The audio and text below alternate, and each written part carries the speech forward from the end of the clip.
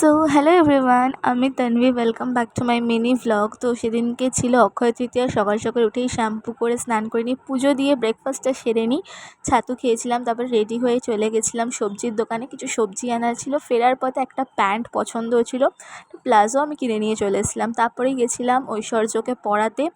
ওখানে এই গরমে মাসি আমাকে লাস্সি করিয়ে দেয়, আমি চটপট ওটা খেয়ে নিই। তারপরে বাড়িতে এসে করে নিই লাঞ্চে সেদিনকে নর্মাল সিম্পলি মেনু ছিল। তারপরে দুপুরবেলা একটু রেস্ট নিয়ে সন্ধ্যেবেলা রেডি হয়ে গেছিলাম, দুটোই আমার নতুন ড্রেস, মানে একটা জামা একটা প্যান্ট। তারপরে মায়ের সাথে বেরিয়ে গেছিলাম দোকানে দোকানে হালখাতা করতে, যেটা আর কি মেন ফোকাস অক্ষয় তৃতীয়া। ফার্স্টে একটা সোনার দোকানে চলে যাই, ওখানে হালখাতা করে নিই, আর ওখানে খাই ফুচকা আইসক্রিম। তারপর একটা দোকানে যাই, ওখান থেকেও হালখাতা করে নিয়ে আমি খেয়ে নিই কোল্ড ড্রিঙ্কস। তারপরে এখানে ছোটো মার সাথে দেখা হয়ে গেছিলো মায়ের, তাই গল্প করছিলো।